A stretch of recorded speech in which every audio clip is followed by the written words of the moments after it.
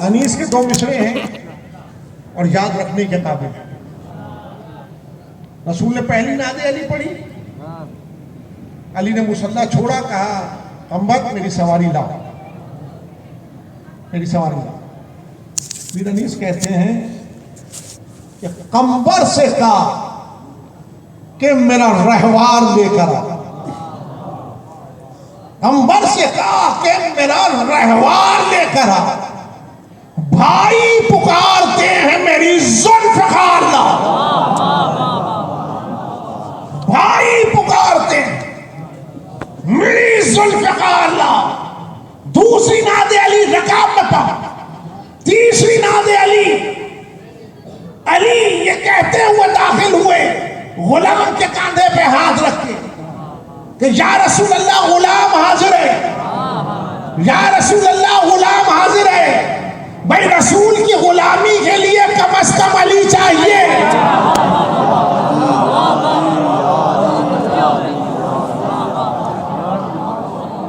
کہا یا رسول اللہ غلام حاضر ہے، غلام حاضر ہے۔ رسول نے آگے بڑھ کے علی کے بازو کو تھام لیا، علی کے بازو کو تھام لیا۔ کہا کیا ہوا علی؟ کہا آنکھیں کور ہیں۔ رسول نے لباب دہن لگایا، رسول نے لباب دہن لگایا۔ سب نے علی کا چہرہ دیکھا۔ انسان سے انسان کے درجات تو سمجھ میں آ گئے نا، انسان سے انسان کے درجات تو سمجھ میں آ گئے۔ سب نے علی کا چہرہ دیکھا کہ رسول نے کل کیا کہا تھا کہ کل علم اسے دوں گا جو رجل ہے، کرار ہے، غیر فرع نہیں۔ بخاری نے تو یہ بھی لکھا کہ جو اللہ اور رسول کو دوست رکھتا ہوگا، اللہ اور رسول اس کو دوست رکھتے ہوں گے،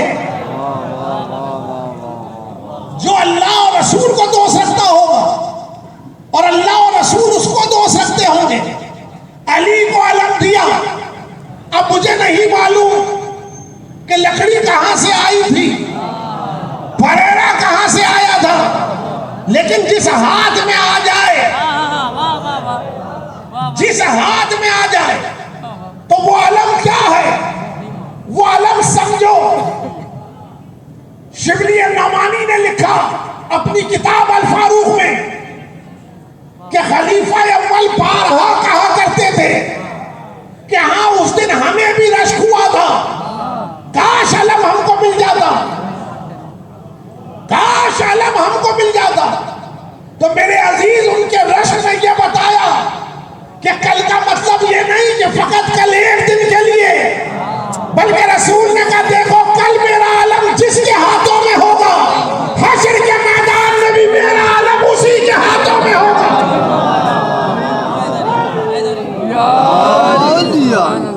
حشر کے میدان میں بھی میرا علم اسی کے ہاتھوں میں ہوگا۔ علی کو علم ملا، علی کو علم ملا۔ علی سواری پہ سوار، گھوڑے کو ایڑ دی، چلتے چلتے مزاج علی نے لجام فرس کو کھینچا اور لجام فرس کو کھینچتے ہوئے کہا یا رسول اللہ کب تک لڑوں، یا رسول اللہ کب تک لڑوں۔ یہ علی کا سوال، یا رسول اللہ کب تک لڑوں۔ رسول نے کہا یا علی جب تک خیبر کے در و دیوار سے لا الہ الا اللہ کی صدا نہ آ جائے تم لڑتے رہنا، تم لڑتے رہنا۔ یہ فضیلت ہے میں نے دی، یہ فضل الہی ہے، فضل الہی ہے۔ تیز قدم بڑھ کے کہنے لگے کہ سب تسلیم، سب تسلیم۔ علی قرآن کے ساتھ، قرآن علی کے ساتھ تسلیم۔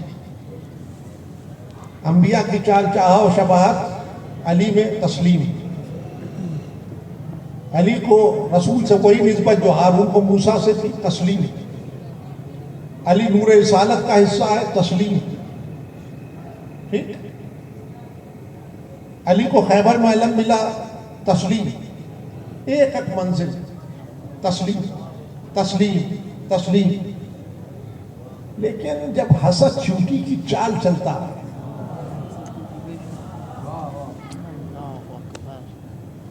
جب حسد چونٹی کی چال چلتا ہے نا میرے عزیز، تو کہیں نہ کہیں رک جاتا ہے. کہتا سب تسلیم سب تسلیم. علی ہر میدان میں کامیاب ہوتا ہے، ہم تسلیم کرتے. لیکن ایک میدان ایسا ہے کہ جس میں علی کامیاب نہیں ہو. چوک تو میں بھی گیا کہ وہ کون سا میدان ہے جس میں علی کامیاب نہیں ہوئے. کہ سیاست کے میدان میں علی کامیاب نہیں. سیاست کے میدان میں علی کامیاب نہیں. میں نے کہا کیسے کامیاب نہیں ہوئے؟ کہا کہ علی کے زمانے میں جنگیں بہت ہوئی. علی کے زمانے میں جنگیں بہت ہوئی، اس لیے علی سیاست میں ناکام ہو گیا. یعنی آپ نے کرائٹیریا یہ بنایا کہ جس کے زمانے میں جنگیں بہت زیادہ ہوں وہ سیاست میں ناکام ہو جاتا ہے. سیاست میں ناکام ہو جاتا ہے. کتنی جنگیں ہوئی علی کے زمانے میں؟ کتنی جنگیں ہوئی؟ 3. جمل، صفین، نہروان. ایسا تفصیل تو نہیں عرض کر رہا. ٹھیک ہے سر. رسول کے زمانے میں کتنی جنگیں ہوئی؟ یہ میں نہیں، یہ یورپین ہسٹری لکھنے والے لکھ رہے ہیں. یہ تاریخ ہے کہ 82 غزوات، 82 غزوات. وہ بھی یہی لکھ رہے ہیں، آپ بھی یہی کہہ رہے ہیں. وہ کہہ رہے ہیں رسول کے زمانے میں بہت جنگیں ہوئی، آپ کہہ رہے ہیں علی کے زمانے میں بہت جنگیں ہوئی. تو مجھے تو یہی سمجھ نہیں آتا کہ مزاج کس کا کس سے ملتا ہے.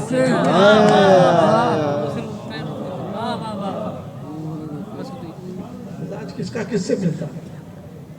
گفتگو کو سمیٹنے، پولیٹیکل سائنس کا ایک سادہ سا مسئلہ ہے. پولیٹیکل سائنس کا ایک سادہ سا مسئلہ ہے کہ سیاست مدار کی کامیابی کرسی عہدہ نہیں ہوتی. کرسی عہدہ نہیں ہوتی. پوری مملکت پہ قبضہ ہو، پوری مملکت پہ قبضہ ہو، لیکن اگر اپنے نظریے میں کامیاب نہ ہو تو وہ ناکام سیاست ہے. کامیاب سیاست مدار وہ ہے کہ جو اپنے نظریے میں کامیاب ہے، جو اپنے نظریے میں کامیاب ہے. اب تیزی سے گزرو، وقت بہت ہو گیا. علی کی سیاست میں پہلی کامیابی یہ ہے، یاد رکھنے کی باتیں ہیں. علی کی سیاست میں پہلی کامیابی یہ ہے کہ جن کے باپ دادا کو بدر و احد میں تحقیق کیا تھا انہی سے بیعت لے کے چوتھے خلیفہ بن گئے.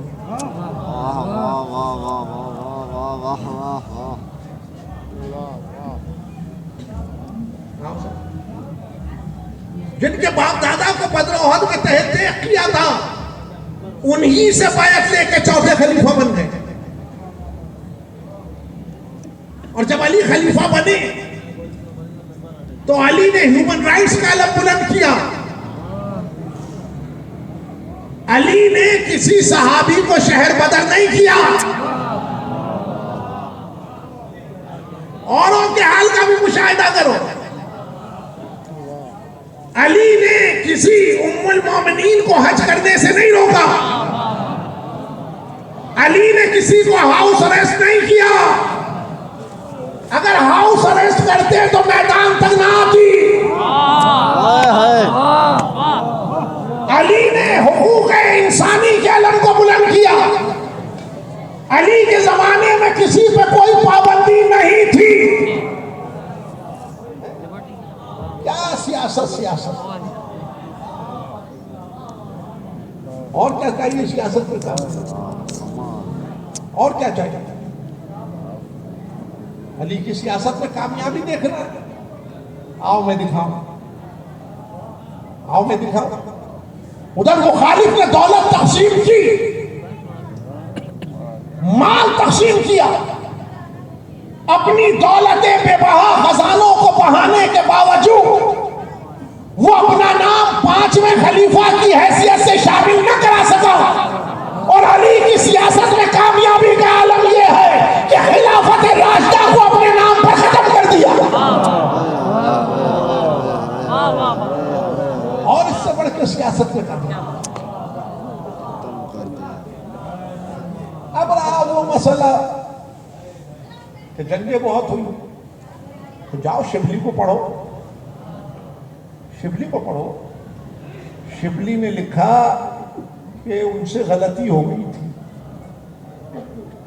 ان سے غلطی ہو گئی تھی. اور وہ سطر پڑھتا، اجتہادی غلطی ہو گئی تھی، اجتہادی غلطی ہو گئی. کس سے غلطی ہوئی؟ آپ کے ممدوح سے. میرے علی سے غلطی نہیں ہوئی. غلطی ہوئی کس سے ہوئی؟ آپ کے ممدوح سے. میرے علی سے غلطی نہیں ہوئی. میرے علی کی کامیاب سیاست کا عالم یہ ہے کہ دنیا کے سیاستداں ختم ہو جائیں گے، لیکن علی کے نظریات اور نہج البلاغہ کی زبان دنیا پہ غالب رہے گی. علی کے نظریات، نہج البلاغہ کی زبان دنیا پہ غالب رہے گی. انسان سے انسان کے درجات کو سمجھو، انسان کے انسان سے درجات کو سمجھو. ایک انسان وہ جو اسفل منزل میں ہے، ایک انسان وہ جو اسفل منزل میں ہے، اور ایک انسان وہ جو قرب کمال کی منزل پہ ہے. ایک انسان وہ جو قرب کمال کی منزل پر ہے. آئینہ اتنا مجلہ، آئینہ اتنا مجلہ کہ قرب کمال کی منزل پر ہے، قرب کمال کی منزل پر. اس آئینے کو سمجھنے کی ضرورت ہے، اس آئینے کو سمجھنے کی ضرورت ہے. اس آئینے کو آئینہ مصطفیٰ کہتے ہیں. اس آئینے کو آئینہ مصطفیٰ کہتے ہیں. جب میلاد کی محفلیں برپا ہیں، جب میلاد کی محفلیں برپا ہیں، تو آئینہ مصطفیٰ میں اپنی زندگی کو ڈالا.